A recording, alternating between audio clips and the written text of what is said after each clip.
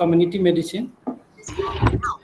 आज इस यहाँ जो सेमिनार का रखा गया है, इसमें हमें डिपार्टमेंट की तरफ से टॉपिक दिया गया था AES/JEE यूनानी approach concept prevention and management. मैंने जो इस टॉपिक को चूज़ किया है उसके पीछे का बैकग्राउंड ये है कि मैंने AES पे भी पहले से NRHM में भी काम किया हुआ है, इसलिए इसमें हमें ये ढूंढने के लिए कहा गया था कि आप यूनानी अप्रोच क्या है, इस पे हम क्या इसका मैनेजमेंट और प्रिवेंशन इस पे कर सकते हैं, इस पे हम एक सेमिनार करें। आज ये मौका मिला है हमको कि हम इसको प्रेजेंट करें। सबसे पहले acute encephalitic syndrome. Acute encephalitic syndrome composed of 3 words: acute, encephalitis and syndrome. Acute means severe, encephalitis means inflammation of the brain tissue or meninges, syndrome बोलते हैं involvement of more than one system of the body। हम आपको बता दें कि acute encephalitic syndrome एक नया term है जो 2008 में WHO ने दिया है। उससे पहले इस बीमारी को सिर्फ और सिर्फ इंसेफेलाइटिस के नाम से जाना जाता था। WHO ने 2008 में जब ये एक्यूट इंसेफेलाइटिक सिंड्रोम दिया, उसके पीछे की वजह थी कि ये सेंट्रल नर्वस सिस्टम की डिजीज के अलावा इसमें किसी दूसरे सिस्टम का भी जब इन्वॉल्वमेंट हो जाता है, like cardiovascular system, respiratory system और भी दूसरे सिस्टम का जब इन्वॉल्वमेंट हो जाता है, तो इंसेफेलाइटिस नहीं रह जाती है, वो एक सिंड्रोम हो जाता है। इसीलिए इसे 2008 में WHO ने AES टर्म का इजाद किया। उसके according AES include an acute onset of fever and associated clinical neurological manifestations such as mental confusion, disorientation, delirium, convulsion और कोमा। ये डिजीज एक मेडिकल इमरजेंसी है और फिजिशियन के लिए ये एक चैलेंज है कि जब इस टाइप की कोई मरीज हमारे हॉस्पिटल या जहाँ भी हम काम कर रहे हैं, प्राइमरी हेल्थ केयर सेंटर वगैरह में, तो उस वक्त हम ऐसे मरीज को अर्ली डायग्नोज कर सके और इसका अर्ली से अर्ली मैनेजमेंट स्टार्ट हो सके, ताकि इस बीमारी से होने वाले कॉम्प्लिकेशन से हम मरीज को बचा सके। क्योंकि जब किसी को ये बीमारी हो जाती है तो इसके कॉम्प्लिकेशन ये है कि इसका डेथ रेट है 100 मरीज अगर एक्यूट इंसेफेलाइटिस सिंड्रोम से इन्फेक्टेड हुए हैं तो उसमें से 6 मरीज का डेथ हो जाता है। ये डेटा है national vector borne disease control programme new Delhi का। तो ये एक फिजिशियन के लिए चैलेंज है कि इसे जल्दी से जल्दी, जब इस टाइप का कोई मरीज आता है जो हाई ग्रेड फीवर होता है, उसके साथ साथ उसमें clinical neurological manifestation like confusion, disorientation, delirium और कन्वल्जन या कोमा हो, तो उसे जल्दी से जल्दी डायग्नोस किया जाए और ट्रीटमेंट स्टार्ट किया जाए। इसके कॉम्प्लिकेशन में अगर कोई मरीज ठीक भी हो जाता है लेकिन डिले डायग्नोसिस में होने की वजह से उस मरीज को ज़िंदगी भर कुछ कॉम्प्लिकेशन को ज़िंदगी भर साथ रखना पड़ता है, लाइक उसको ज़िंदगी भर सीजर वक्त कभी कभी आते रहते हैं, स्पीकिंग प्रॉब्लम रह जाती है, मेमोरी प्रॉब्लम होती हैं और हेयरिंग प्रॉब्लम होती है। ये पोस्ट कॉम्प्लिकेशन है एक्यूट इंसेफेलाइटिक सिंड्रोम के, कि ट्रीटमेंट में अगर देरी होती है और मरीज वो बच जाता है तो इसको ये कॉम्प्लिकेशन ज़िंदगी भर रहती हैं। कुछ बीमारी है जब मरीज हमारे हॉस्पिटल या जहाँ भी हम काम करते हैं वहाँ ये मेरे मरीज आते हैं तो एक्यूट इंसेफेलाइटिस है कि नहीं, उसको डिफरेंशियल डायग्नोसिस बनाते हैं हम रेवीज से। रेवीज सब लोग जानते हैं। रीच सिंड्रोम एक मेटाबॉलिक डिसऑर्डर है जिसमें एक्यूट इंसेफेलाइटिक लाइक सारे सिम्टम पाए जाते हैं, बट इसमें हेपेटोबिलियरी सिस्टम के भी सिम्टम इसमें ऐड हो जाते हैं। ये एक मेटाबॉलिक डिसऑर्डर है। फेब्राइल कन्वल्जन है।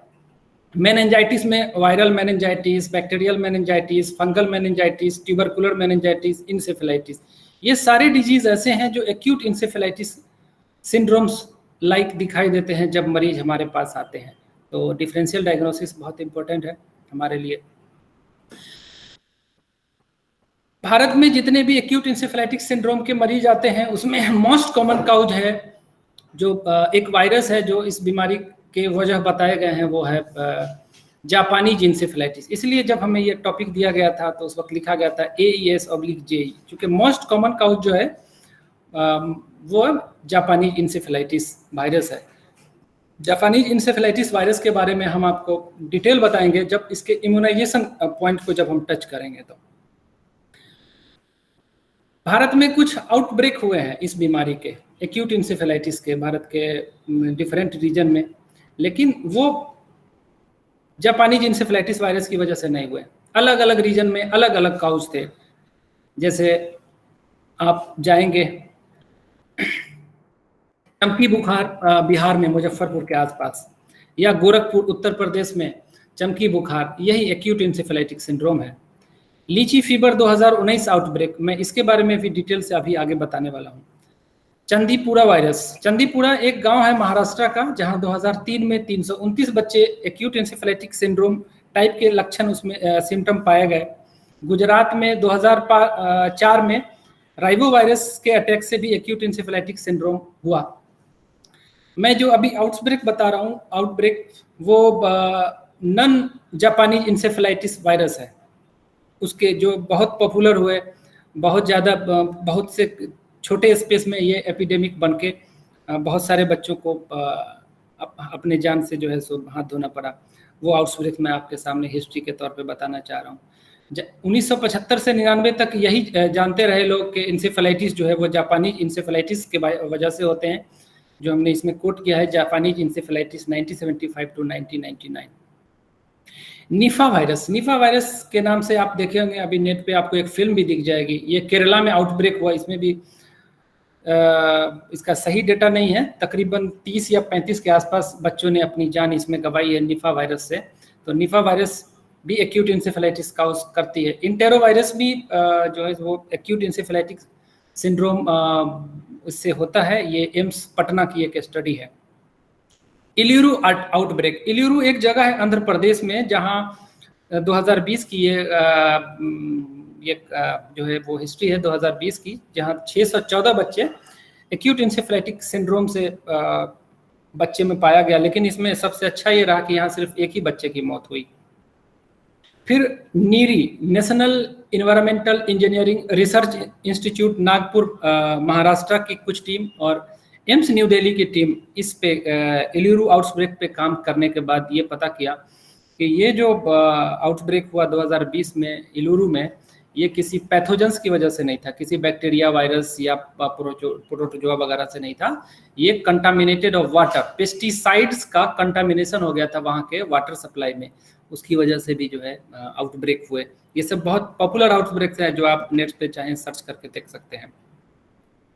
अब मैं आपको एक्यूट इंसेफेलाइटिस वायरस के कुछ जो भी कॉजेटिव एजेंट है उसके बारे में बताना चाहूँगा। मोस्ट कॉमन है वायरस, सबसे ज़्यादा जो एक्यूट इंसेफेलाइटिक सिंड्रोम हिंदुस्तान में या एब्रॉड पूरे दुनिया में पाए जाते हैं, उसमें सबसे ज़्यादा वायरस की वजह से होते हैं। वायरस में भी जापानी इंसेफेलाइटिस वायरस जो है सारे वायरस में सबसे ज़्यादा कॉमन है। इसके बारे में जब इम्यूनाइजेशन शेड्यूल में बताऊंगा तो उसमें अच्छे से बताऊंगा। Rabies virus, herpes simplex virus, polio virus, measles virus, these enterovirus, these virus are responsible for acute encephalitic syndrome। Bacteria है, कुछ प्रोटोजोआ हैं, प्रोटोजोआ में cerebral malaria, fungus, some chemicals जो अभी मैंने इल्यूरू के बारे में बताया, इल्यूरू आउटब्रेक 2020, ये उसी केमिकल्स पेस्टिसाइड्स की वजह से हुए थे। कुछ ऑटो इम्यून डिजीज भी हैं जिसकी वजह से इंसेफेलाइटिस होते हैं। उसके बाद है एक लिम्बिक इंसेफेलाइटिस, जिसका मैंने ये डायग्राम बताया है। इसको बताने के पीछे का पर्पस ये है कि लिम्बिक क्या होता है। तो लिम्बिक एक जैसे ब्रेन और स्पाइनल कॉर्ड में फ्लूइड होता है एक, जिसको बोलते हैं सेरेब्रोस्पाइनल फ्लूइड। सेरेब्रोस्पाइनल फ्लूइड का जो सर्कुलेशन होता है उसमें लिम्बस एक पार्ट होता है ब्रेन के अंदर। उसमें अगर कहीं ऑब्स्ट्रक्शन हो जाए तो ऑब्स्ट्रक्शन की वजह से वहाँ पर फ्लूइड का कलेक्शन ज़्यादा हो जाता है, जिससे ब्रेन में सूजन हो जाता है, वो लिम्बिक इंसेफेलाइटिस कहलाता है। तो आप कहेगा कि इसमें खास क्या है? खास ये है कि जब मैं यूनानी फिलोसफर्स के कॉन्सेप्ट्स में जब पढ़ रहा था तो उसमें एक डिजीज थी लेसरगिस, जो गैर तबई बलगम की वजह से वर्म दिमाग हो रहा था। तो उसके जो फीचर्स थे वो लिम्बिक इंसेफेलाइटिस से मिलते जुलते थे, इसलिए मैंने यहाँ पे एक पिक्चर ड्रॉ करने की कोशिश की है और बताने की कोशिश की है कि बताइए हमारे फिलोसफर्स जो 1500-1000 साल पहले इन्होंने जो है वो लिम्बिक इंसेफेलाइटिस को डिफाइन किया, और हम लोग इस बीच में कहीं हम लोगों के बीच में गैप रह गया जो इसको डिफाइन नहीं हो पाया, और दुनिया में हमारी जो पैथी है उसको थोड़ा पीछे रह गई। अब इसको आगे करने की जरूरत है। मैं वही बताना चाह रहा था कि हमारे फिलोसफर्स देखिए लिम्बिक इंसेफेलाइटिस को, ब्रेन एक बहुत बड़ी टिपिकल चीज़ होती है, उसमें उन्होंने जो है इसके बारे में अच्छे से बताया हुआ है। लेसरगिस जब मैं बताऊंगा तो इंशाल्लाह वो क्लियर हो जाएगा आपका। तो ये कुछ काउज थे जो एक्यूट इंसेफेलाइटिक सिंड्रोम की वजह थी, वो हमने आपको बताने की कोशिश की। मैंने कहा था कि लीची फीवर के बारे में डिटेल बताऊंगा, तो जो आउटब्रेक 2019 में हुआ था, अब मैं उसको बताना चाहूँगा। 2019 में एक मुजफ्फरपुर एक डिस्ट्रिक्ट है पटना के आसपास, वहाँ पे एक आउटब्रेक हुआ। बहुत से बच्चे एक साथ बीमार पड़े। तकरीबन 8 डिस्ट्रिक्ट मुजफ्फरपुर से लगे हुए, समस्तीपुर, वैशाली, पटना और वेस्ट चंपारण वगैरह, जहाँ के 872 बच्चे में 1 जून 2019 से 20 सितंबर 2000 के बीच एक्यूट इंसेफेलाइटिक सिंड्रोम के सिम्टम पाए गए। उसमें हमारे यहाँ के 176 बच्चों ने अपनी जान गंवाई। इसमें तो कहेगा कि इसमें खास क्या है या लीची फीवर नाम क्यों पड़ गया, वो मैं बता रहा हूँ आपको। कि इस मुजफ्फरपुर के आसपास में अभी जो सीजन है जून का और जुलाई का, इसमें ना इसका लीची का कल्टीवेशन बहुत होता है।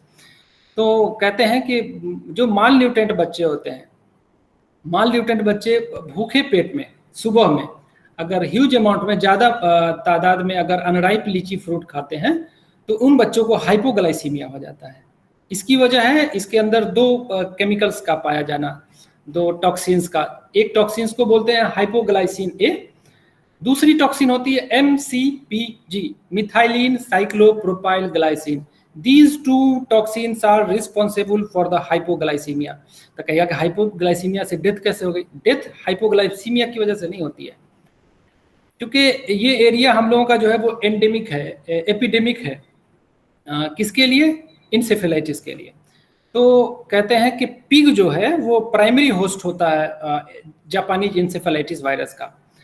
तो जो गांव का गरीब इलाका होता है वहाँ पे धान की, जहाँ पे मैंने एक टर्म यूज़ किया है PPP, मतलब जहाँ पे धान की खेती ज़्यादा हो, या पोल्ट्री का खेती, पोल्ट्री मतलब पोल्ट्री फार्म, चिकन का जहाँ पे वो पैदावार होती है, और पिग जहाँ ज़्यादा पाए जाते हैं, उन इलाके में पिग प्राइमरी होस्ट है जापानीज इंसेफेलाइटिस वायरस का। अगर कोई मच्छर पिग को काटने के बाद अगर किसी बच्चे को काट ले जिनकी उम्र 1 से 10 साल हो, इम्यूनिटी बहुत वीक है, माल न्यूट्रेंट बच्चा है, क्लाइमेट मैंने बताया कि जून से लेकर सितंबर तक ये रेनी सीजन होता है, इसी में जो है धान वगैरह की खेती होती है, पुअर हाइजेनिक कंडीशन है, इनएडुकेट हेल्थ फैसिलिटी है, तो ऐसे बच्चों को जब जापानीज इंसेफेलाइटिस वायरस का इन्फेक्शन होता है और उसमें अनराइप लीची उन्होंने खाया, हाइपोग्लाइसीमिया में चला गया, तो ऐसे बच्चे को जो है बचाना बहुत मुश्किल हो जाता है। तो ऐसे बच्चों की डेथ ज़्यादा हुई जो एक्यूट इंसेफेलाइटिस सिंड्रोम के जो तो थे, लेकिन इन्होंने लीची का भी सेवन इन्फेक्शन के ड्यूरेशन में किया था, जिसकी वजह से हाइपोग्लाइसीमिया हो गया। हाइपोग्लाइसीमिक शॉक की वजह से वो बच्चा कोमा में चला गया और ऐसे बच्चे की रिकवरी के चांस कम हो गए। तो हमको लगता है कि आप लोग लीची फीवर समझ गए होंगे, चूँकि लीची हाइपोग्लाइसीमिया काउज करता है इन माल न्यूट्रेंट बच्चे में। माल न्यूट्रेंट बच्चे में ये होता है कि दुबला पतला बच्चा है, उसमें फैट की कमी है, ग्लाइकोजन है नहीं। जब बॉडी में शुगर की कमी होती है तो ग्लाइकोजन कन्वर्ट हो जाता है ग्लूकोज में, तो दुबला पतला बच्चा है तो ग्लाइकोजन है नहीं, तो ऐसे बच्चे जल्दी हाइपोग्लाइसीमिया में चले जाते हैं।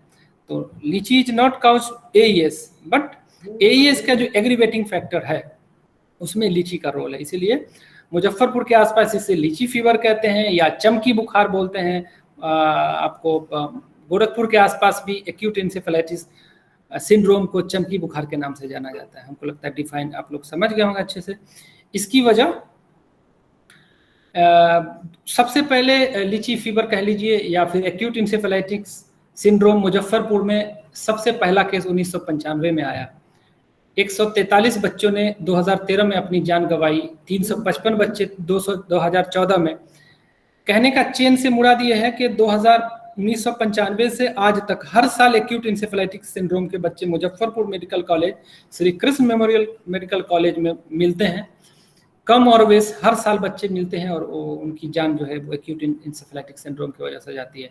11 बच्चे 2015 में, 4 बच्चे 2016 में, 11 बच्चे 2017 में, 7 बच्चे 2018 में और 2019 के बारे में तो मैंने बताया कि इसमें जो है 176 बच्चों की मौत हुई और 872 बच्चे में एक्यूट इंसेफेलाइटिस सिंड्रोम के जो है वो सिम्टम पाए गए थे, जिसमें सिर्फ मेडिकल कॉलेज जो मुजफ्फरपुर का Shri Krishna memorial medical college, उसमें 85 बच्चे अकेले वहीं डेथ हुई। वहाँ पे एक प्राइवेट हॉस्पिटल है केजरीवाल हॉस्पिटल, वहाँ में 18 बच्चों की डेथ हुई इन बिटवीन 1 जून 2019 टू 20 सितंबर 2019।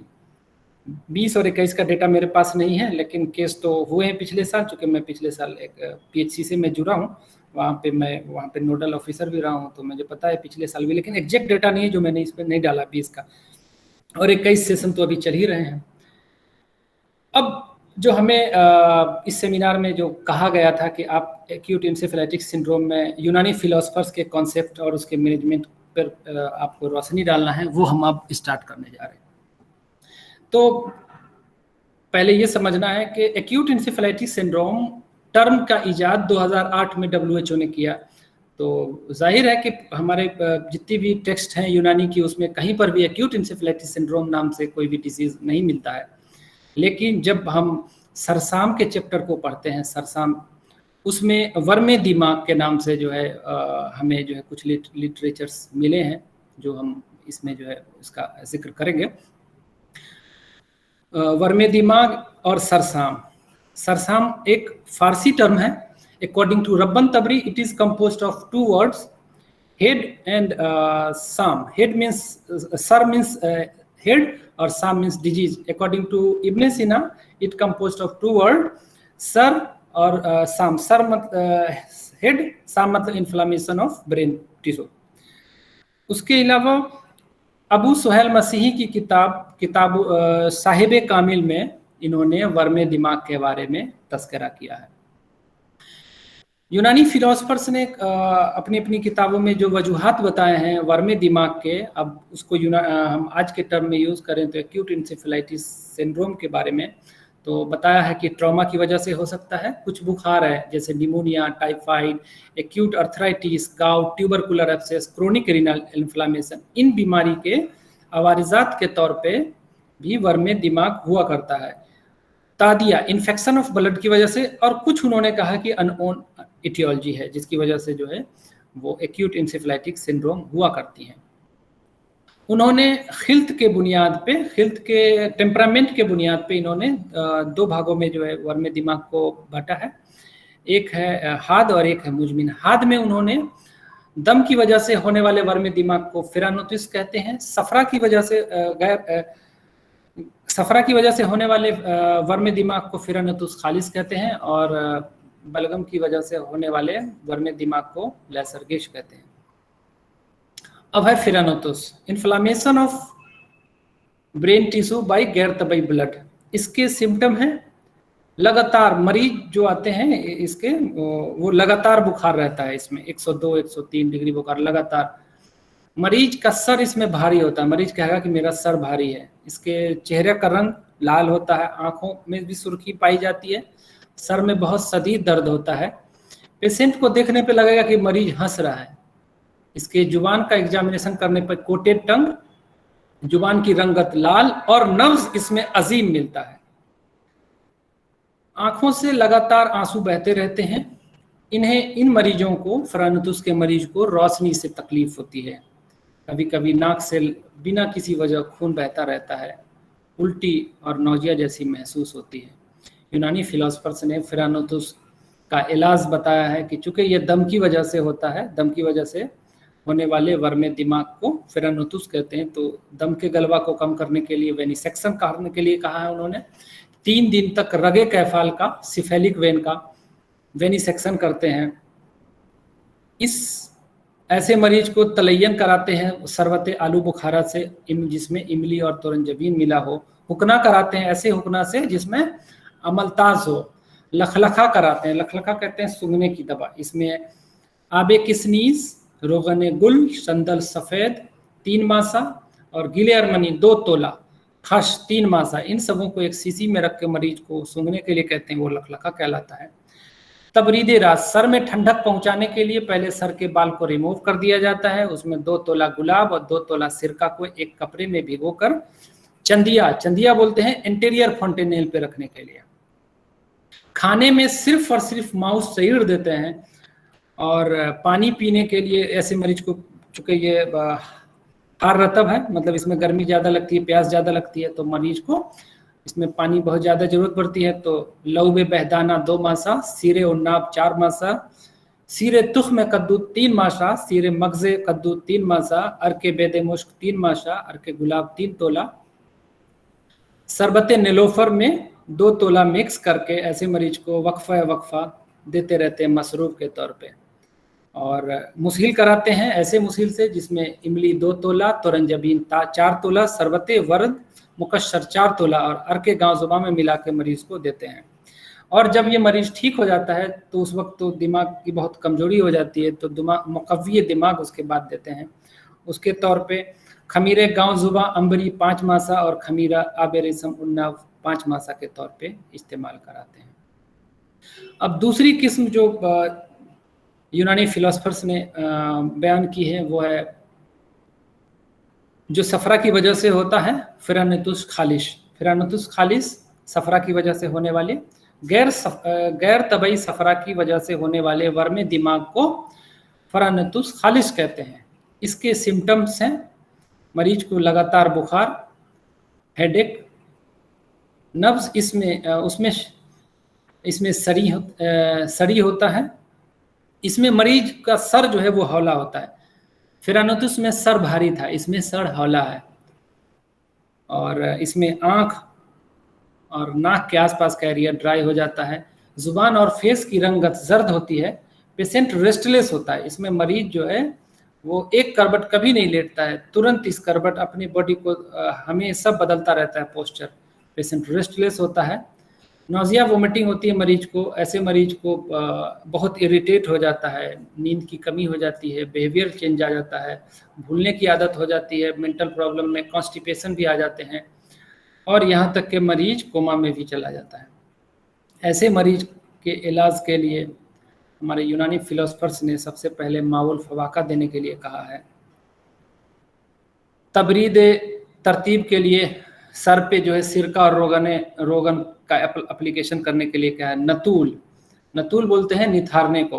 उसके लिए नुस्खा है बेनफ्शा, नीलोफर, कद्दू, खत्मी, इन सबों का नतूल कराते हैं। पाशोया के लिए गुले बनफ्शा, गुले खत्मी, नमक के ताम, बरगे शिना, इन सबों को 3 लीटर पानी में गर्म करके इसका पाशोया कराते हैं। हुकना कराते हैं मरीज को ऐसे जिसमें गुले बनफ्शा 1 तोला, उन्नाव 15 अदद, सबिस्ता 15 अदद, गुले सुर्ख 1 तोला 1.5 लीटर पानी में बॉयल करके 6 मासा नमक ऐड कर देते हैं, 2 तोला रोगन बेदंजीर और इसका हुकना कराते हैं। तबरीद रास के लिए रोगन और गुले सुर्ख को सर के ऊपर कपड़े में लपेट के डालते हैं। ऐसे मरीज को, चूँकि ये सफरा से है तो सफरा की जो टेम्परामेंट होता है वो हारियाविस होता है, तो मरीज में हरारत होने की वजह से मरीज को रोशनी से तकलीफ होती है, तो ऐसे मरीज को ठंडे रूम में रखा जाता है जहाँ हवादार हो, तकिया ऊंचा लगाने के लिए कहते हैं। और ऐसे मरीज को प्यास ज़्यादा आती है तो इसमें अर्के नीलोफर बार बार पीने की सलाह दी जाती है। खाने के तौर पे कुछ भी नहीं देते हैं, सिर्फ पानी देते हैं, माउस शईर, जौ का पानी देते हैं, आबे मूंग का पानी देते हैं, आबे यखनी गोश्त का पानी और अनार का पानी ही देते हैं डाइट के तौर पे। ऐसे मरीज को मुस्हिल कराते हैं जिसमें इमली 4 तोला, तोरंजबीन 4 तोला, शरबत दिनार 4 तोला, शरबत वरद मुकश्शर 4 तोला और अर्के गाँव जुबान 12 तोला तरंजबीन में मिला के मुस्हिल के तौर पे इस्तेमाल कराया जाता है। अब एक किस्म है लेसर गिस जो क्रोनिक में है। हाद और मुजमिन में जो उन्होंने डिवीज़न किया था, तो जो मुज़मिन किस्म थी वो लेसरगिस थी। तो लेसरगिस कहते हैं, बैटरी इज लो। गैर तबई बलगम से होने वाले वर्म दिमाग को लेसरगिस कहते हैं। लेसरगिस के मानी होती है भूलने की बीमारी। लेसरगिस एक यूनानी टर्म है जिसमें साबित बिन कुर्रा, इब्ने सराफियून, शेख इब्ने सीना ने इनके बारे में अपनी अपनी किताबों में वजाहत किया है। शेख का एक कॉल है कि लेसरगिस वो वर्म बलगमी को कहते हैं जो खोपड़ी में अंदर पैदा होता है।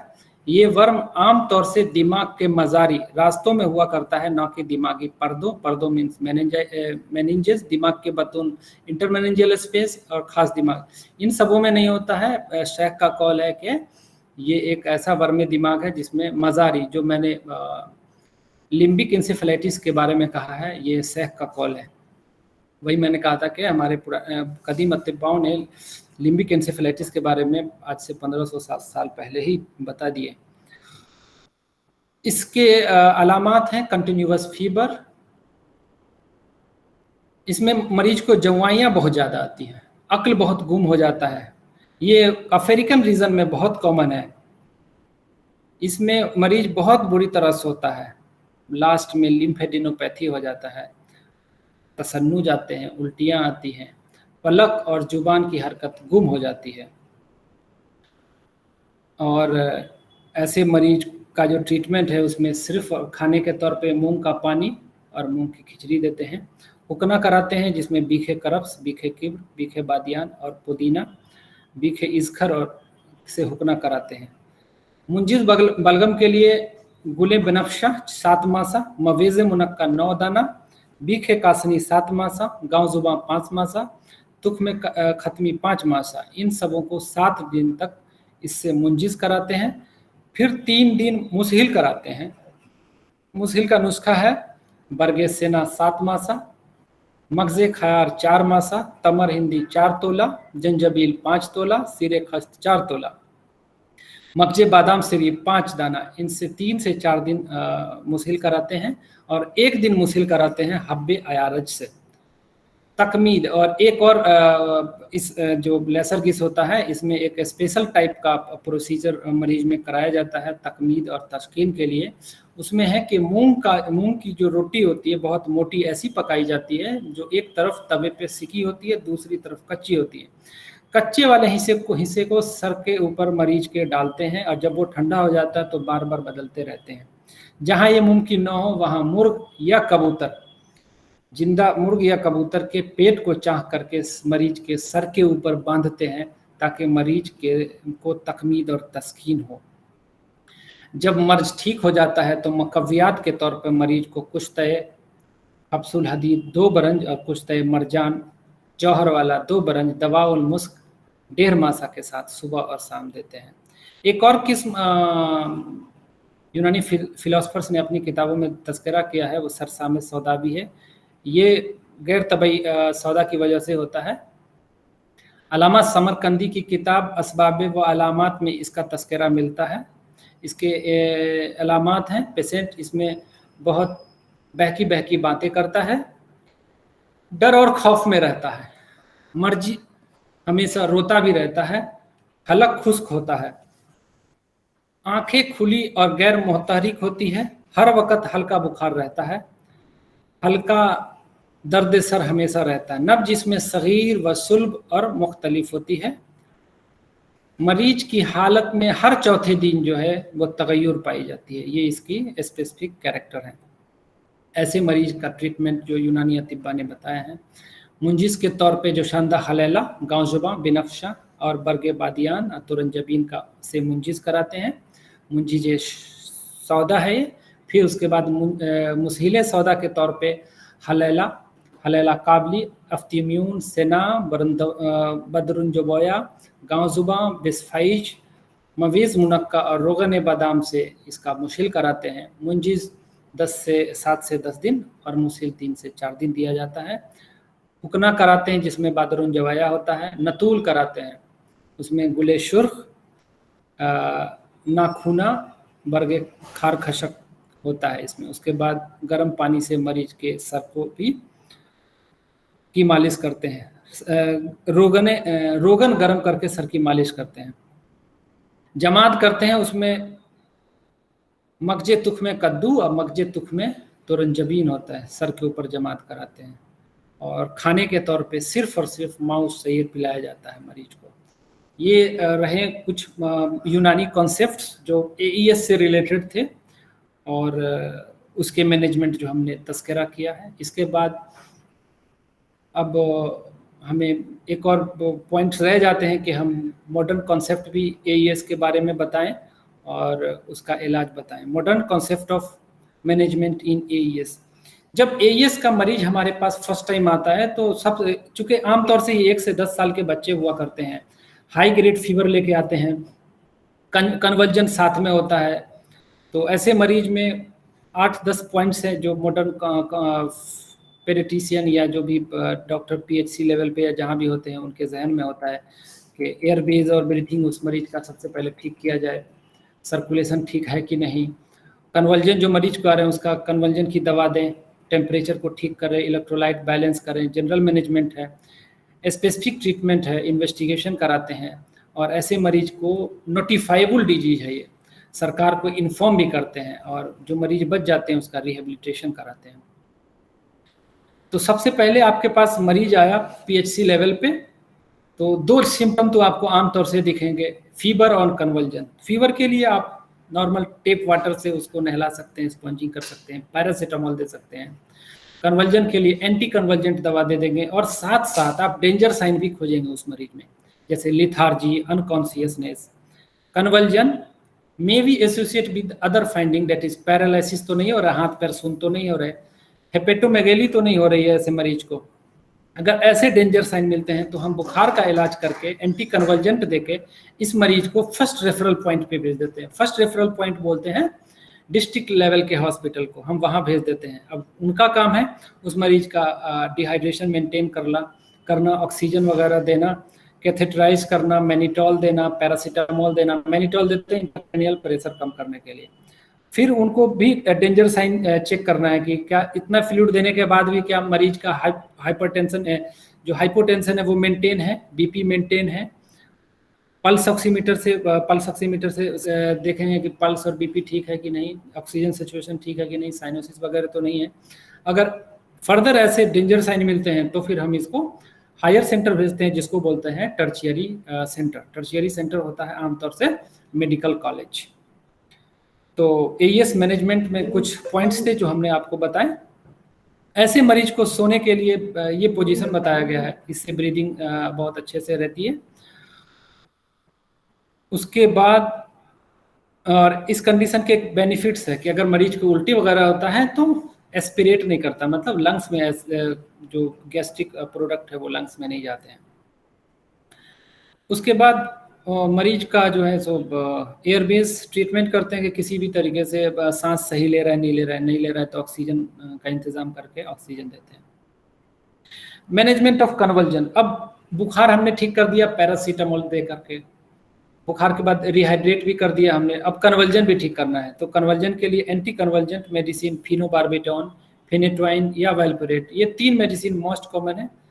डोज के हिसाब से है कि फिनोबार्बिटॉन 20 से 40 मिलीग्राम लोडिंग डोज हम दे सकते हैं, आईवी दे सकते हैं ऐसे बच्चे को। हमारा काम है फर्स्ट किसी भी तरीके से मैनेज करके प्राइमरी या से सेकेंडरी सेंटर पे या टर्शियरी सेंटर पे डायरेक्ट भेज दें।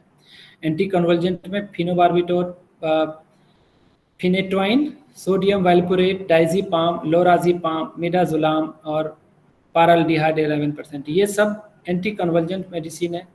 जो भी अवेलेबल हो मेरे यहाँ, हम उसे फर्स्ट ट्रीट करके मरीज को सेकेंडरी सेंटर या टर्शियरी सेंटर पे भेज देते हैं। अब थर्ड वन जो मैनेजमेंट करना है वो इंट्राक्रेनियल प्रेशर, चूंकि कन्वर्जन जो आ रहे हैं उसकी मेन वजह है इंट्राक्रेनियल प्रेशर का बढ़ जाना। उसके लिए मैनिटॉल 20% आईवी जो है वो 5 ml पर केजी के हिसाब से 8 आवरली हम चलाते हैं। और चूंकि ये तो हमको मैनेज करने का नहीं है, हमको फर्स्ट मैनेज करके किसी भी तरीके से मरीज को सेकेंडरी और टर्शियरी सेंटर पे भेजना है, लेकिन प्राइमरी ट्रीटमेंट तो देना ही पड़ेगा। उसके लिए मैं ये चीज़ आपको बताने की कोशिश कर रहा हूँ। मैनिटॉल है, इंजेक्शन लेसिक्स है, इससे भी जो है इंट्राक्रेनियल प्रेशर कम हो जाता है। सक्शन करते हैं, अगर सिक्रीशन ज़्यादा आ रहा है, नेजोगैस्ट्रिक सिक्रीशन ज़्यादा है तो सक्शन करते हैं, नेजोगैस्ट्रिक ट्यूब डाल के भेजते हैं मरीज को। मरीज के आई बॉल, बॉवेल, ब्लैडर और बैक ये सब मैनेज करते हैं, कैथेटराइज कर देते हैं। इन्वेस्टिगेशन बहुत इंपॉर्टेंट हो जाता है कि अब इस टाइप के मरीज जो मेरे पास आए हैं वो जो एक्यूट इंसेफेलाइटिक सिंड्रोम हो सकते हैं, अब उसके एग्जैक्ट डायग्नोसिस हमें बनानी है। उसके लिए कुछ इन्वेस्टिगेशन है, जैसे कंप्लीट ब्लड काउंट, इससे टीएलसी वगैरह चेक करते हैं। पेरिफेरल ब्लड स्मीयर, जो हमने प्रोटोजोअल काउच जो था इंसेफेलाइटिक सिंड्रोम का, उसमें मलेरियल पैरासाइट देखने के लिए। इलेक्ट्रोलाइट्स इम्बैलेंस जिसे कहते हैं, हाइपोनेट्रीमिया की वजह से भी कन्वर्जन आते हैं, तो इलेक्ट्रोलाइट्स का चेक करा लेंगे। ब्लड ग्लूकोज लेवल, जो अभी बात आ रही थी लीची फीवर,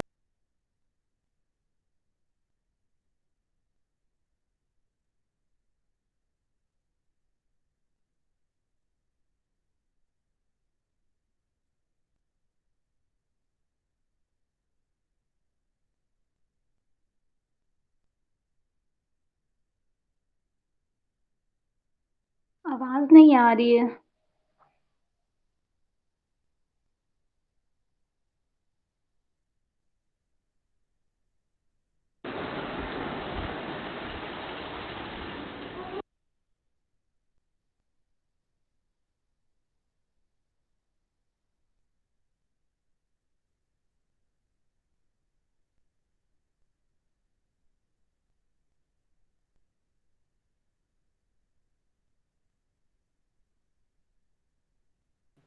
हेलो हेलो। हाँ, आवाज आ हाँ, रही है। आवाज आ रही है। जी जी, आ रही है। Sorry for sorry for convenience, convenience, light cut जाने की वजह कट से जाने की वजह से मैं इससे मैं जुड़ने इससे की कोशिश जुड़ने कर की रहा कोशिश हूँ। कर रहा हूँ। कंटिन्यू कर सकते कंटिन्यू हैं? कर सकते हैं?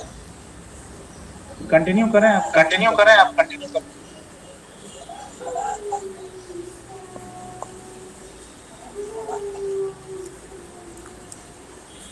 ये है कि ठीक है, ठीक है, ठीक किया नहीं उन लोग को किया नहीं उन लोग को कर कर जस्ट अ सेकेंड।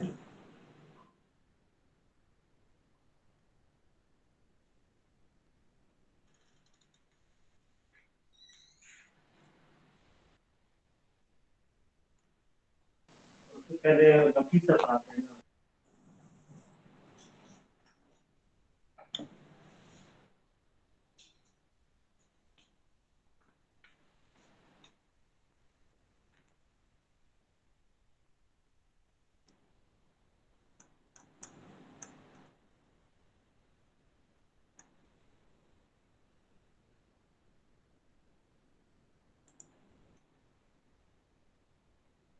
उसके बाद जो टेस्ट होता है वो होता है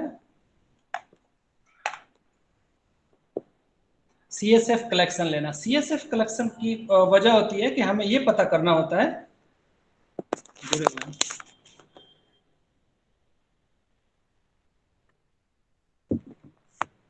हेलो।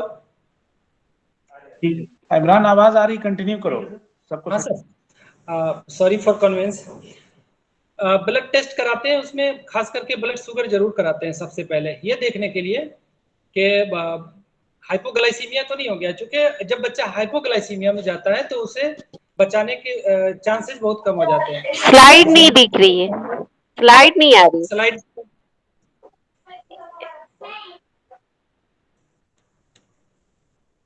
आप जो है ना वो भेज दें मेरे पास वो स्लाइड आपकी, तो मैं यहाँ से स्लाइड चला दूंगा। चलिए ये ठीक है, इससे भी हो जाएगा। Okay continue. उसके बाद ना ब्लड, ऐसे बच्चों का सबसे पहला टेस्ट जो होता है वो ब्लड ग्लूकोज ही होता है। सबसे पहले शुगर चेक करते हैं। इसमें शुगर कम हो, अगर किसी बच्चे में एक्यूट इंसेफेलाइटिक सिंड्रोम है और शुगर बहुत कम है, तो ऐसे बच्चे के सर्वाइवर के चांस बहुत कम हो जाते हैं। क्योंकि हाइपोग्लाइसीमिया की वजह से अगर बच्चा कोमा में चला जाता है और एक्यूट इंसेफेलाइटिक सिंड्रोम भी है, तो ऐसे बच्चे को बचाना मुश्किल हो जाता है। इसलिए शुगर चेक करना बहुत जरूरी है, इसलिए ब्लड शुगर टेस्ट कराते हैं। इलेक्ट्रोलाइट्स इम्बैलेंस की वजह से भी कन्वर्जेंस आते हैं, इसलिए इलेक्ट्रोलाइट्स वगैरह टेस्ट कराते हैं। CSF बहुत जरूरी हो जाता है। CSF इसलिए जरूरी हो जाता है क्योंकि मोस्ट कॉमन काउज जो एक्यूट इंसेफेलाइटिक सिंड्रोम का हिंदुस्तान में बताया गया है वो है वायरल इंसेफेलाइटिस, जापानीज इंसेफेलाइटिस। तो जापानीज इंसेफेलाइटिस के लिए हम जो CSF फ्लूइड लेते हैं उसमें हम एंटीबॉडी टेस्ट करते हैं, IgM ELISA। अगर हमें ये पता चल जाए कि ये जापानीज इंसेफेलाइटिस की वजह से है तो फिर हम इसको मान लेते हैं कि ये acute encephalitis due to JE है। अगर IgM टेस्ट करते हैं, IgM नेगेटिव है, तो फिर हम अनदर इन्वेस्टिगेट करते हैं कि ये non Japanese इंसेफेलाइटिक acute encephalitic syndrome है, इसलिए भी CSF जरूरी है। CSF टेस्ट सब लोग नहीं कर सकते, बहुत एक्सपर्ट की जरूरत है, बहुत एक्सपर्ट लोगों की जरूरत है इसमें। उसके बाद इसमें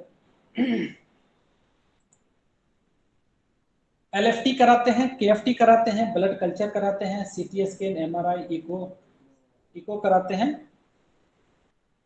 स्लाइड शेयर हो रही है? नहीं, स्लाइड्स नहीं आ रही है।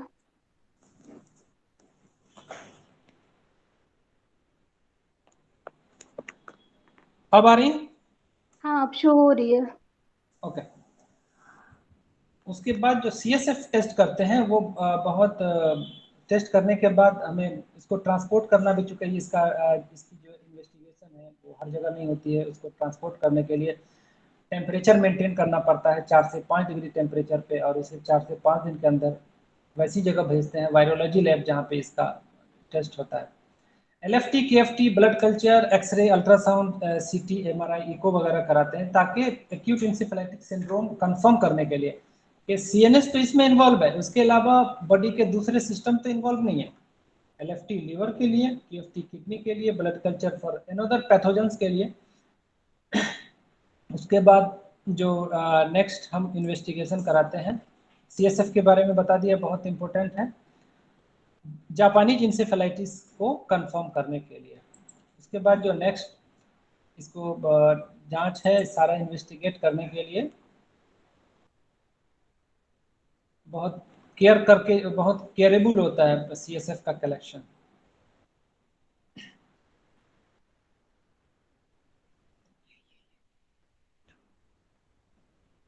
कलेक्शन मैंने अब CSF ले लिया, उसको 4 से 8 डिग्री टेम्परेचर पे मेंटेन करना है, उसको जो है वो वायरोलॉजी लैब भेजना है। ये सब हम लोगों की जिम्मेदारी है जहाँ भी ये कलेक्शन किए जाते हैं। उसके बाद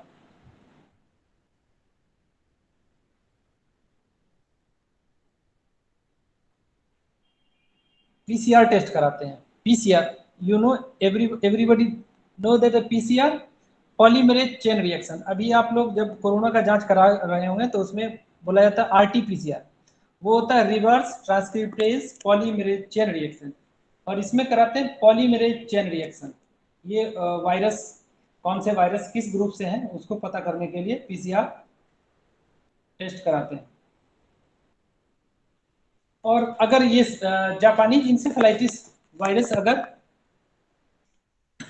जापानीज इंसेफेलाइटिस वायरस अगर नहीं है तो नन जापानीज इंसेफेलाइटिस वायरस के बारे में मैंने जब पॉजिटिव एजेंट के बारे जब डिस्कस कर रहे थे उस वक्त बता रहे थे कि herpes virus, herpes zoster virus, malaria भी हो सकता है इसकी वजह, मेनिंजाइटिस भी हो सकता है, ट्यूबरकुलर मेनिंजाइटिस भी हो सकता है, टॉक्सोप्लाज्मोसिस भी हो सकता है, अमीबियासिस भी हो सकता है, फंगल इन्फेक्शन भी हो सकते हैं, और न्यूरोसिस्टिक साइकोसिस, ये भी नॉन जापानी इंसेफेलाइटिक डिजीज है जिसे भी साथ में ट्रीट करने की जरूरत है।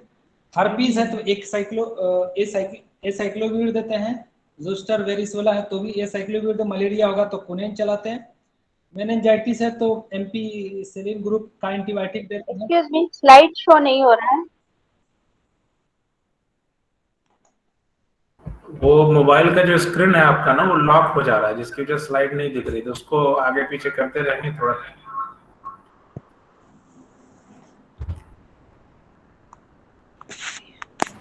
स्लाइड को मैं शो कर दे रहा हूँ, आप जो है पढ़िए, मैं शो कर दे रहा हूँ यहाँ से। Okay okay, thank you. Slide number 6।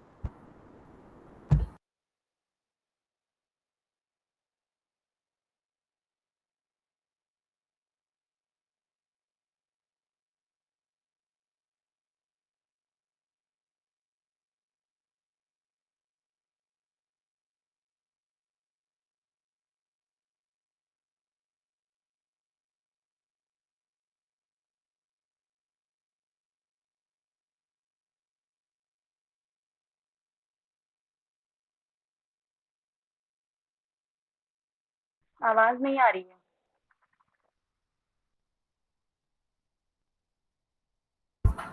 बोल रहा है क्या?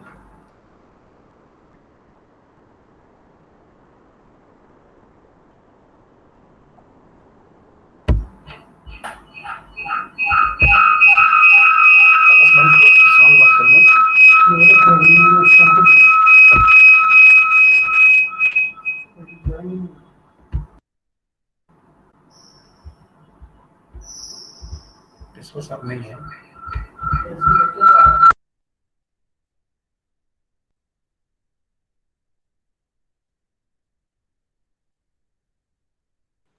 हेलो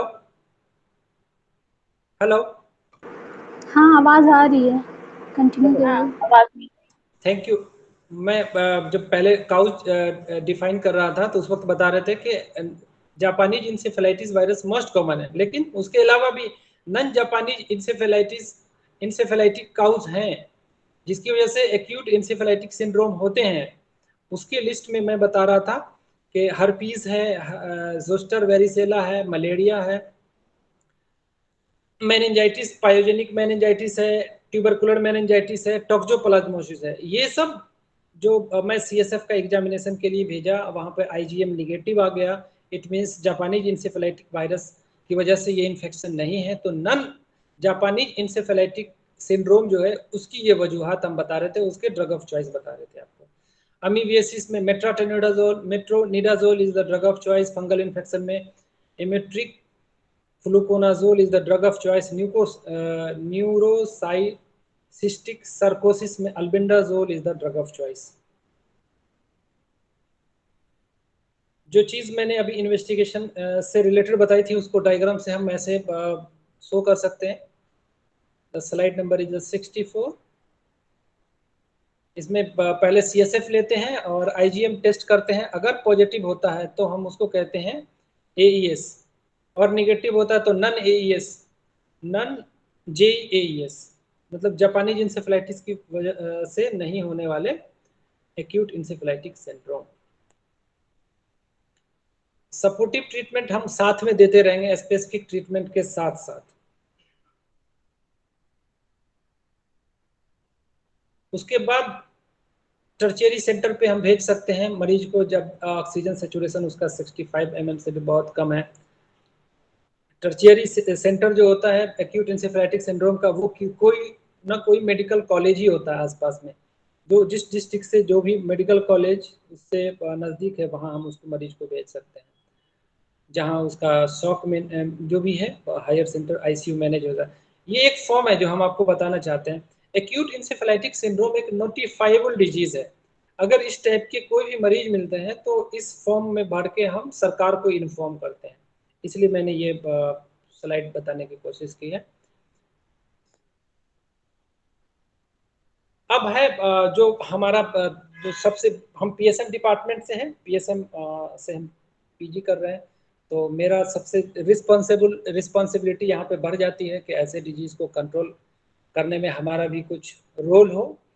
इसके लिए जो भी एपिडेमिक एरिया है, जैसे मैंने बताया कि हम लोग जहाँ रह रहे हैं, मेरा घर समस्तीपुर है, मुजफ्फरपुर और उसके एडजेसेंट 7-8 डिस्ट्रिक्ट, या इसको ऐसे भी अगर पीएसएम की बुक पढ़ेंगे तो उसमें बताया हुआ है गैंगेटिक एरिया। गैंगेटिक एरिया बोलते हैं कि ये वो एरिया है जो गंगा के आसपास बसे हुए शहर और स्टेट्स हैं, लाइक उत्तराखंड, उत्तर प्रदेश, बिहार, बंगाल, असम, मणिपुरा, त्रिपुरा, मिजोरम आइलैंड, ये सब जो है गैंगेटिक रीजन है। ये सब एपिडेमिक है जापानीज इंसेफेलाइटिस वायरस को का ये एपिडेमिक एरिया है। यहाँ जापानीज इंसेफेलाइटिस के वायरस पाए जाते हैं। अगर यहाँ पर मच्छर, अगर जो मैंने बताया था कि प्राइमरी होस्ट जो है वो पिग होता है, अगर किसी पिग को मच्छर काटता है, फिर वही मच्छर अगर किसी हेल्दी पर्सन को काट ले तो उसको जापानीज इंसेफेलाइटिक डिजीज हो सकते हैं। लेकिन अगर किसी की इम्यूनिटी स्ट्रांग है तो ठीक है, नहीं है तो फिर उसको ये डिजीज होने के चांसेज रहते हैं, और डिजीज के कॉम्प्लिकेशन में एक्यूट इंसेफेलाइटिक सिंड्रोम होने के चांसेस है। बहुत ही ख़राब डिजीज है, इसमें 6% मोर्टिलिटी रेट है, 100 बच्चों में 6 बच्चे की मौत हो जाती है। ये हम नहीं, national vector borne disease control new Delhi का ये डेटा है, इसलिए हमारी रिस्पॉन्सिबिलिटी बढ़ जाती है इस एरिया में कि हम कुछ करें इस डिजीज़ के लिए। उसके लिए सबसे पहला जो रोल है कि जहाँ भी रहें साफ़ सुथरा पानी पिएं, और अगर हम सोते हैं तो अगर वहाँ पर अलाउट वगैरह अगर इस्तेमाल नहीं कर सकते तो नेट लगा के सोएं, जाल लगा के सोएं घर में। अपना न्यूट्रिशनल स्टेटस बढ़ाएं, खास करके ये बीमारी 1 से 10 साल के बच्चों में होता है। मैंने पहले भी बताया कि माल न्यूट्रिएंट बच्चे, तो बच्चों का न्यूट्रिशनल स्टेटस जो है वो सही करना। प्रिवेंशन, जो पिग के लिए मैंने बताया था कि पिग जो है वो उसका प्राइमरी रिजर्वायर है, तो जहाँ भी गांव वगैरह हो तो पिग अगर कहीं पर उसका पशुपालन जो होता है पिग का, वो अपने गांव से या घर से 4 से 5 किलोमीटर घर से दूर इसकी जो है वो फार्म खोलने की इजाज़त हो, नहीं खोलना चाहिए, क्योंकि ये प्राइमरी होस्ट है। अगर मच्छर काट के किसी को काटता है तो जापानीज इंसेफेलाइटिक वायरस से होने वाले एक्यूट इंसेफेलाइटिक सिंड्रोम के चांसेस बढ़ जाते हैं। तो ये प्रिवेंशन हम अवेयरनेस फैला के गांव-गांव में पोस्टर लगा के, टेलीविज़न, न्यूज़ चैनल या जैसे भी सोशल मीडिया के थ्रू हम इस टाइप के पोस्टर चार्ट बना के हम अवेयरनेस ला सकते हैं। ये हमारी रिस्पॉन्सिबिलिटी है as a student in the department of PSM, prevention करने के, एईएस को प्रिवेंट करने के तरीके। उसके बाद मैंने कहा था कि आगे हम आपको इम्यूनाइजेशन शेड्यूल बताने वाले हैं। तो जापानीज इंसेफेलाइटिस वायरस से होने वाली जो बीमारी है उसको तो हम इम्यूनाइज करके, जेई के वैक्सीन आते हैं, जैसे आजकल कोरोना के वैक्सीन आते हैं, ऐसे ही जापानीज इंसेफेलाइटिस वायरस के भी वैक्सीन आते हैं, उसको इम्यूनाइज कराते हैं बच्चे को। इसके बारे में अभी हम डिटेल बताएंगे। ये चमकी बुखार में आमतौर से होता है, इसमें क्यूलेक्स इसका कॉजेटिव एजेंट है, मच्छर काटता है, तो मच्छर को किसी भी तरीके से ना पनपने दें अपने घर के आसपास। 3 रंग के वैक्सीन होते हैं जो गवर्नमेंट ऑफ इंडिया ने रिकॉग्नाइज किया हुआ है, SA14-14-2। एक दूसरा वैक्सीन होता है जिसको बोलते हैं जैनवैक, एक होता है जीव। जैसे आजकल वैक्सीन में आप लोग 3 रंग का कोरोना का वैक्सीन आता है ना, जो कई रंग के वैक्सीन है, कोविशील्ड है, कोवैक्सीन है, इसी तरीके से यहाँ पे है SA14-14-2 जैनवैक जीव। जो मोस्ट कॉमन जो बिहार में अभी ये जो जापानीज इंसेफेलाइटिस वायरस के इम्यूनाइजेशन है वो नेशनल शेड्यूल में नहीं है, पूरे भारत में नहीं है। ये भारत के 17 या 18 ही स्टेट में एक जो बच्चे होते हैं उसको इम्यूनाइज किया जाता है। फर्स्ट डोज जो लगाया जाता है वो हम लगाते हैं 9 महीने पे, 9 महीने का जो MR का वैक्सीन होता है उसी के साथ लगा देते हैं। सेकेंड डोज जो है वो 16 महीने से 24 महीने, मतलब 1.5 साल से 2 साल के बीच में हम दूसरा वैक्सीन लगा देते हैं। हाँ, तीनों वैक्सीन बताने की वजह यह है कि तीनों वैक्सीन अलग अलग तरीके से जो है लगाए जाते हैं। जो अभी हमारे बिहार या हम PHC में जहाँ काम करके आए हैं वहाँ सप्लाई जो है वो SA14-14-2 ये पाउडर फॉर्म में होता है वैक्सीन। 10 वैक्सीन जो है का एक वाइल होता है, उसमें डाइल्यूएंट मतलब अलग से होता है। जब हम लगाने की कोशिश करते हैं 10 बच्चा इकट्ठा कर लेते हैं पहले, क्योंकि जब वो वाइल एक बार ओपन हो गया तो हम उसको 4 घंटे के अंदर यूटिलाइज करते हैं। उसका भी टेम्परेचर वही है, 4 से 10 डिग्री टेम्परेचर पे इसका कोल्ड चेन मेंटेन करते हैं। और जब एक बार वाइल खुल गया तो 4 घंटे में कंज्यूम कर लेते हैं, नहीं तो फिर ये वैक्सीन बेकार हो जाती है। पाउडर फॉर्म में होता है, डाइल्यूएंट अलग से होता है, उसको सबक्यूटेनियस लगाते हैं। क्योंकि मैं अब तीनों बताने की वजह ये है कि जो SA वाली वैक्सीन SA14-14-14-2 है ये सबक्यूटेनियस लगाई जाती है, और जेनवेक जो है वो IM लगाई जाती है, और जीव भी IM लगा जाती है। तो SA14-14-2 जो है वो डाइल्यूएंट के साथ होता है और लेफ्ट अपर आर्म पे लगाया जाता है। तो ऐसा ना हो कि आप जब आंगनवाड़ी में कहीं बच्चों को लेके जाएं और दूसरे टाइप का वैक्सीन हो तो दूसरी जगह लगा दे तो आप झगड़ा कर लें, ऐसा ना। तो ये बताने का पर्पस यही है। दूसरा जो जेनवेक है वो IM लगाया जाता है, और ये 1 से 5 साल तक के बच्चे को राइट थाई पे लगाते हैं, और 5 साल से ऊपर का बच्चा है तो लेफ्ट अपर आर्म पे लगाते हैं। और ये वैक्सीन अगर खुल गई तो हम इसको फ्रिज में स्टोर कर सकते हैं और 28 दिन तक इसका यूज कर सकते हैं। ऐसे ही जीव भी है JEEV, ये भी IM लगाया जाता है, इसे भी अपर राइट थाई पे लगाते हैं, और अगर इसका वैक्सीन वंस ओपन हो गया है तो हम इसको 28 दिन तक दोबारा यूज कर सकते हैं। ये कंफ्यूजन हमको लगा था राइट सिलेक्ट होने के बाद कुछ दूर हो गया। हेलो, बोस बोल रहे हैं कि नहीं जो करना है तुमको खुद से करना पड़ेगा वो। तो अभी तो ठीक आवाज क्लियर नहीं आ रही मैडम।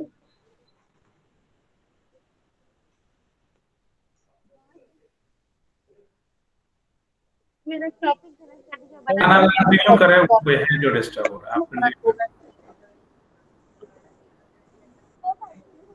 Thank you everyone. आप लोगों का कोई क्वेश्चन है तो पूछ सकते हैं।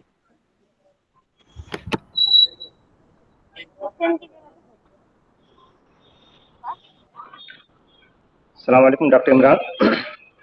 वालेकुम अस्सलाम। अच्छा लेक्चर था आपका। मुझे एक जगह क्लियरिफिकेशन चाहिए आपका कि आपने लेसर गुस के ताल्लुक से जो बता रहे थे, शेख का कौल नकल किया आपने, उसमें आपने बताया कि लेसर गुस जो है दिमाग के मजारी में होता है, न कि दिमागी बुतून में या दिमागी पर्दों में। नहीं, आप मेरी पूरी बात तो सुने पहले। तो जब यहाँ पर ये कह रहे हैं शेख के दिमाग के मजारी में होता है, तो मजारी का क्या मतलब है शेख? मजारी का मतलब हुआ जो, दूसरी बात ये है कि क्या इसमें दिमाग इन्वॉल्व होता है? अगर नहीं होता है तो फिर ये सरसाम की किस्म में शामिल कैसे हो? मैं बता रहा हूँ, ये जो सेरेब्रल स्पाइनल फ्लूइड है वो ब्रेन और स्पाइनल कॉर्ड का सर्कुलेशन है, पूरे बॉडी का सर्कुलेशन है। और ये जो लिम्बस है, रागिब अपना ऑडियो बंद करें आप। और ये अयान कौन है जो लगातार ऑन है? एमडी अयान, प्लीज म्यूट करें खुद को आप। ओके, कंटिन्यू कीजिए। ओके, तो ये जो लिम्बस है, limbus is the circulatory system का एक पार्ट है जो ब्रेन और स्पाइनल कॉर्ड के बीच जो सर्कुलेशन होता है सेरेब्रल स्पाइनल फ्लूइड का। तो जब हम अभी प्रिपरेशन कर रहे थे इस सेमिनार से रिलेटेड, जब हम मटेरियल इकट्ठा कर रहे थे, तो ये मेरा मतलब कॉन्सेप्ट है, ये हम ऐसा सोचे हैं और जो हमने अभी आपके सामने जाहिर किया। हो सकता है आई एम करेक्ट और आई एम इनकरेक्ट, हमें अपने गाइड से इसके बारे में डिस्कशन करना है। आज के बाद हो चुका है, तो हो सकता है जो मैं कयास लगा रहा हूँ, हो सकता है वो सही भी हो सकता है और गलत भी हो सकता है। ये मेरा अपना थिंक था, मैंने उस वक्त भी कहा था कि मैं स्टडी करते हुए मेरा ये ख्याल था और इस पे काम करने की जरूरत है। हो सकता है ये मैच हो जाए, क्योंकि उसमें भी ये था कि सीएसएफ का जो सर्कुलेशन उसमें ऑब्स्ट्रक्शन की वजह से। Ragib sir, are you okay with my answer? नहीं, मुझे तो ये बात नहीं समझ है। मुझे ये समझना है कि इसमें दिमाग इन्वॉल्व है या नहीं। दिमाग तो कॉम्प्लिकेशन के नतीजे में दिमाग तो इन्वॉल्व होता है। आप तो सर्कुलेशन की बात कर रहे हैं कि दिमाग का सर्कुलेशन जो दिमाग के अंदर circulation is the part of nervous system. नहीं, तो सर्कुलेशन तो अलग चीज हो गई। इंसेफ्लाइटिस मींस ही हुआ कि इन्फ्लेमेशन ऑफ ब्रेन।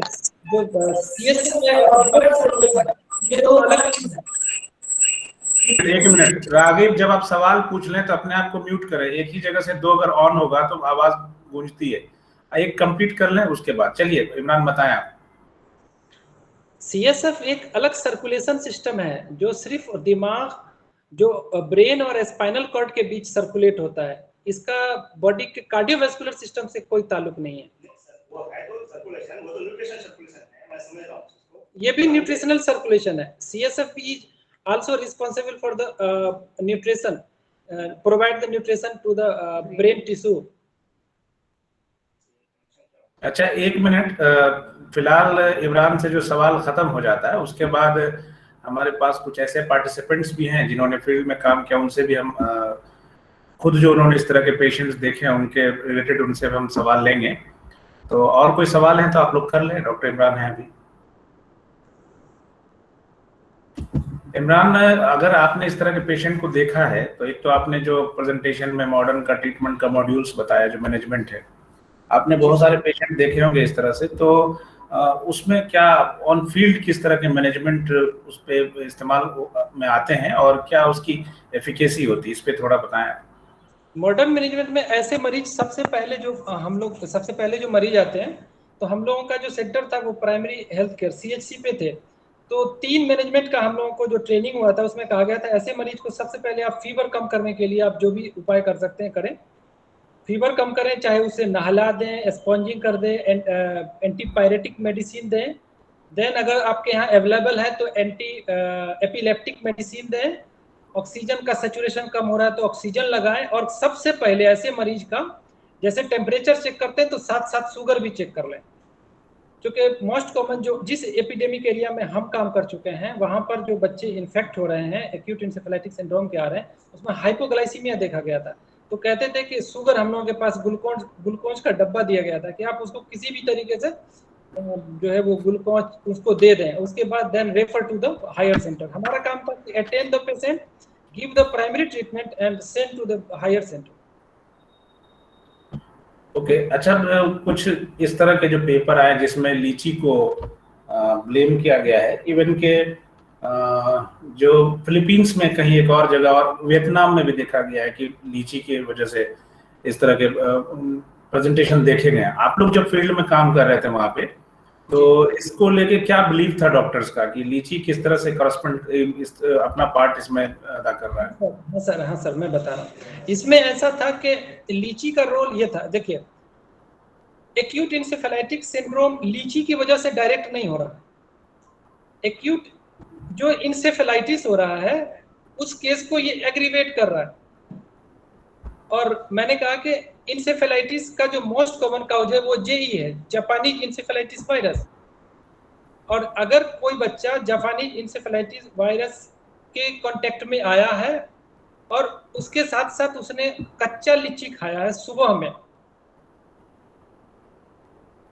सुबह में भरपेट कच्चा लीची खाया है, और लीची में जो 2 रंग के जो टॉक्सिन थे, हाइपोग्लाइसिन और GCPA, ये जो है वो रिस्पॉन्सिबल हो जाता है, शुगर को गिरा देता है। तो बच्चा एक तो इंसेफेलाइटिस में है, ऊपर से शुगर कम हो गया, तो वो कोमा में जब चला जाता है तो रिकवरी के चांसेस कम हो जाते हैं।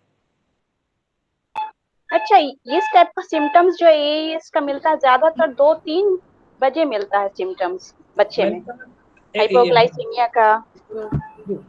बिल्कुल दिन में ही मिलता है, क्योंकि दिन में क्या कहते हैं कि डिहाइड्रेशन के चांसेस ज्यादा होते हैं। उस वक्त क्या कहते हैं कि सोडियम पोटासियम इम्बैलेंस बिगड़ता है।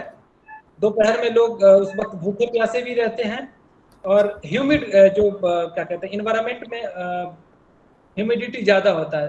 दे आर क्लाइमेट और खास और देखा गया है ज्यादातर लो ग्रेड फैमिली में ही होता है, क्योंकि बच्चे जो है ज्यादा जब बच्चे जो ज्यादा है घर के बाहर रहते हैं और डिहाइड्रेशन ज्यादा हो जाता है उस बच्चे में।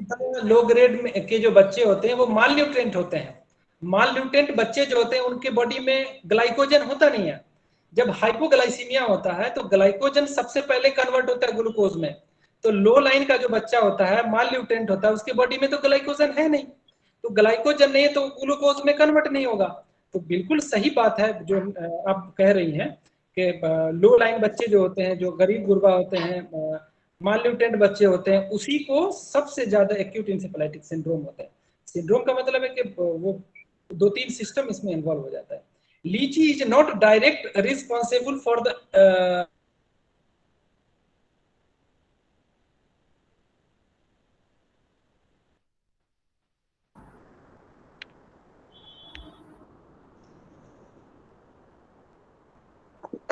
हाँ, एक्सक्यूज मी, ये अगर JE का it is aggravating factor to the AES। Encephalitis के बच्चे में जब लीची के केमिकल्स का अटैक होता है, मतलब केमिकल्स जब उसके बॉडी में जाता है और ग्लूकोज गिराता है, तो एक तो इंसेफेलाइटिस है उस बच्चे को, ऊपर से हाइपोग्लाइसीमिया हो गया तो हाइपोग्लाइसीमिक शॉक में चला जाता है, और उसके बाद ऐसे बच्चे को रिकवर करना बहुत मुश्किल होता है। हाइपोग्लाइसीमिक कोमा में जब पेशेंट चला जाता है।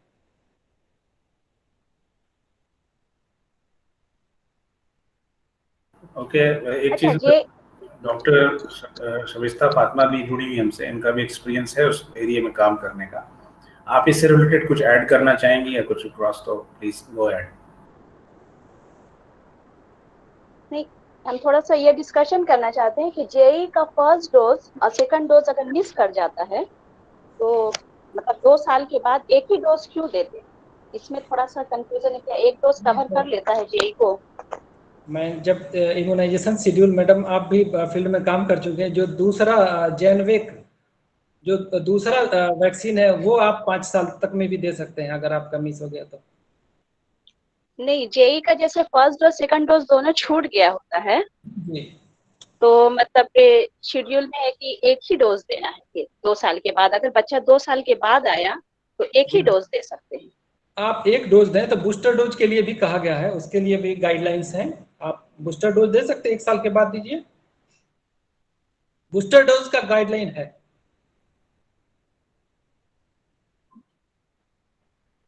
है बच्चे का 9 से 12 मंथ है और 16 से 24 मंथ है। ये कह रहे हैं कि अगर ये छूट जाता है तो फिर शेड्यूल में कहा गया है कि 1 से 15 साल में अगर किसी को हो रहा है तो एक ही डोज क्यों देते हैं फिर? जी बिल्कुल, एक डोज देना है, लेकिन ये भी गाइडलाइन है कि आप उसको बूस्टर डोज के तौर पे दूसरे साल दें। आप शेड्यूल के अकॉर्डिंग नहीं दें, शेड्यूल से हट के बूस्टर डोज दे सकते हैं।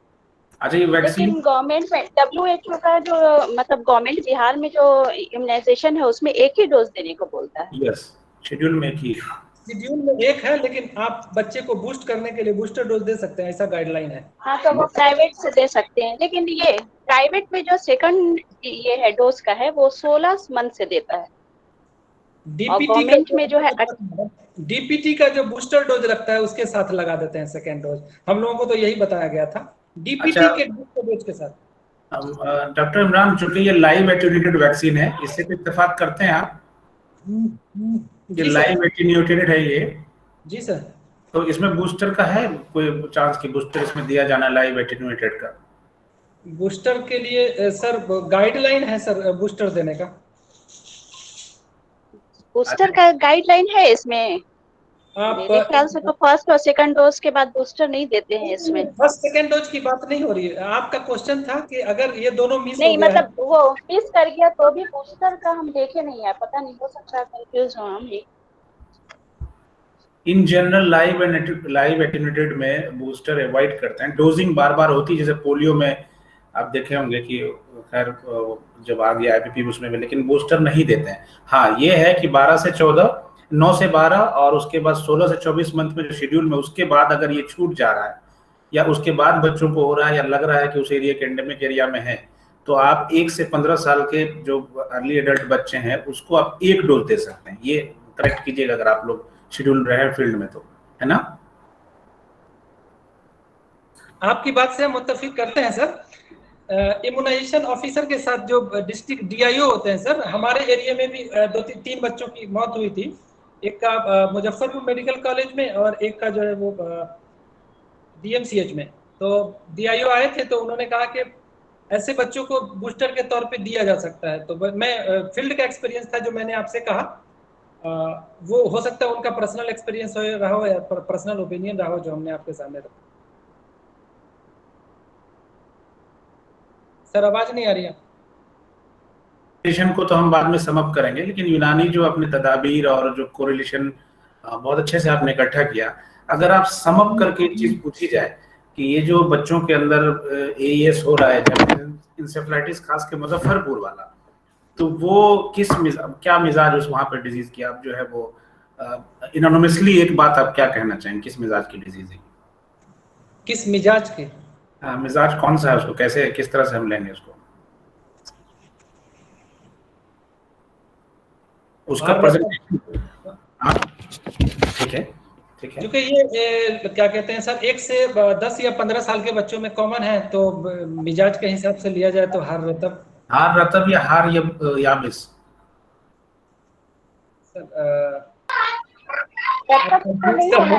क्योंकि डिहाइड्रेटेड पेशेंट में हो रहा है, डिहाइड्रेटेड बच्चों में हो रहा है, तो याबिस होना चाहिए। देखिए, बच्चे का मिजाज तो हार रतब है, तो उनको अमूमन होने वाली बीमारी हार रतब ही होती है, लेकिन बहुत एक्यूट प्रेजेंटेशन है। और जो आपने इसकी तदबीर बताई, जो तदबीर में आपने एक बात कही थी कि इसको तबरीद रास करना है ना? जी जी। हाँ, तो इस वजह से बीमारी का जो मामला है वो मेरे हिसाब से हार याबिस हो जा रहा है मामला। जी सर, आपकी बात से हम प्रेजेंटेशन एग्री कर रहे हैं।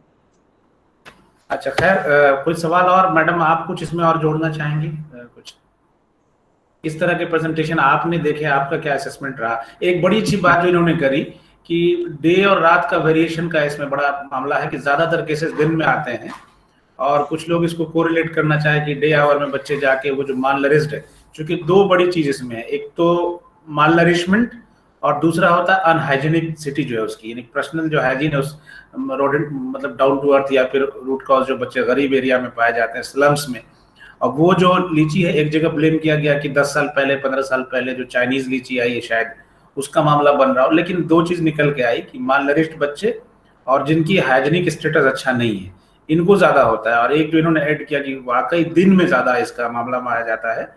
और जब इसको बहुत गौर से आप देखेंगे तो इनका जो है कि वो सीजन वेरिएशन भी बहुत अच्छा आता है। डॉक्टर इमरान बताना चाहेंगे कि उसमें कौन सा मंथ ज्यादा इफेक्टिव होता है, क्योंकि उसी दौरान आप लोग की ड्यूटी भी लगती है। जून टू सितंबर रेनी सीजन। अच्छा, इसी सीजन में गोरखपुर में भी होता है, दूसरे जिले में होता है या अलग होता है मुजफ्फरपुर के अलावा? गोरखपुर और मुजफ्फरपुर का मिजाज तकरीबन एक है सर। अच्छा। लेकिन ज्यादातर पेशेंट जो होता है जब पे बहुत ज्यादा गर्मी रहती है, काफी टेम्परेचर हाई रहता है, तब ज्यादा मिलता है। मैंने टाइम दिया हुआ है जून टू सितंबर, लेकिन मतलब मई अप्रैल मई में ज्यादा गर्मी रहती है, तब ज्यादा केस मिलता है AES का देखने को मिलता है। अच्छा, और कोई सवाल करना नहीं है? मन कोई क्वेश्चन पूछना हो तो बताएं।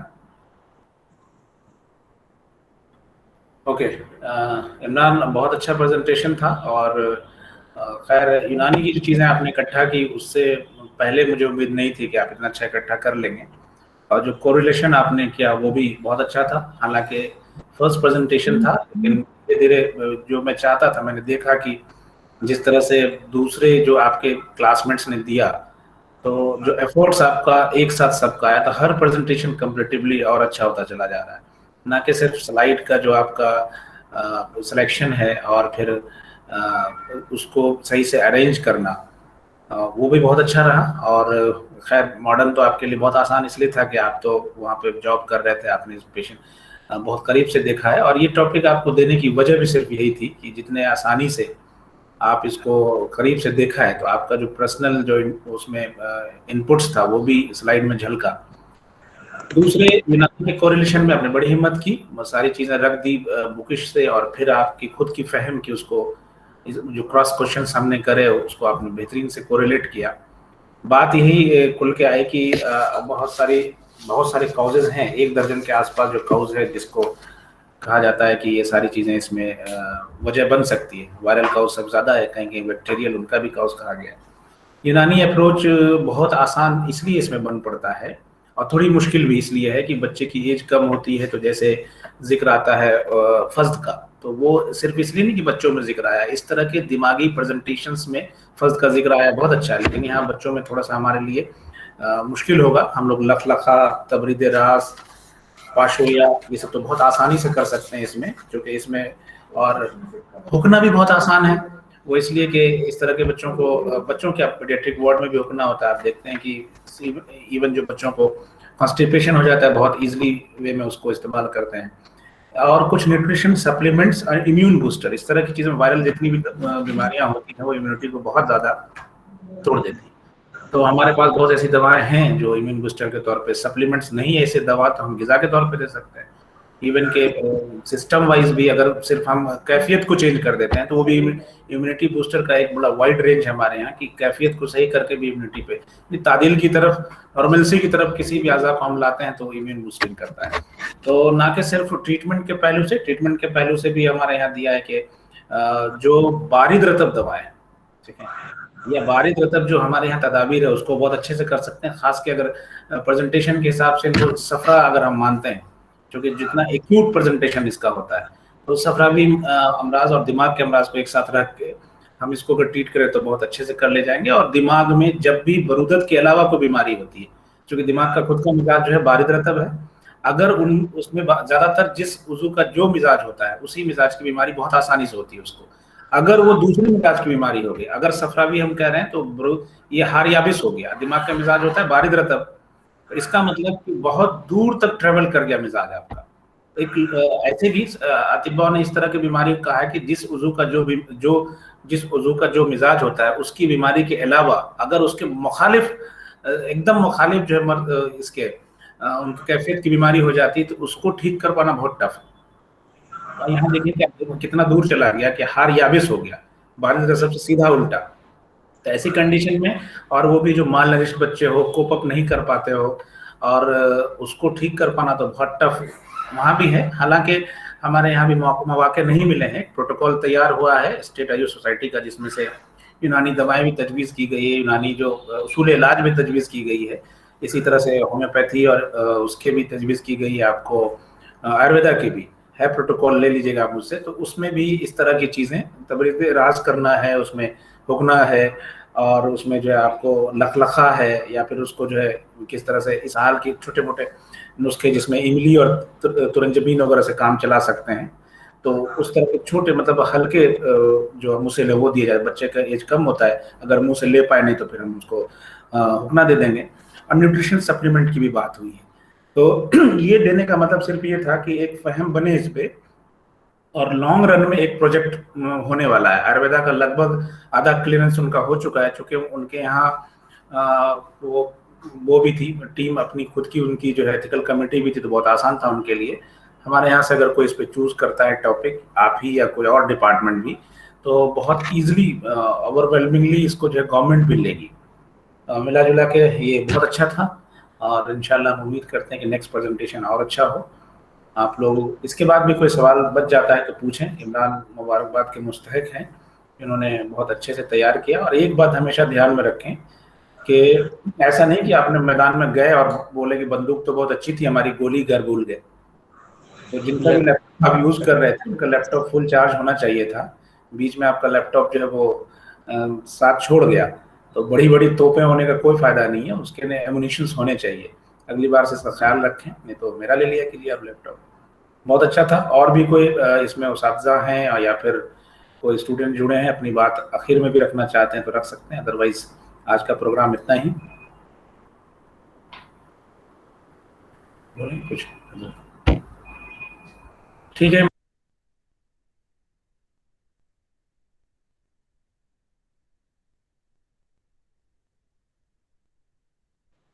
Thank you everyone. ओके, बहुत बहुत शुक्रिया। बाहर से, डिपार्टमेंट से बाहर से जो लोग आए उनका भी बहुत बहुत शुक्रिया।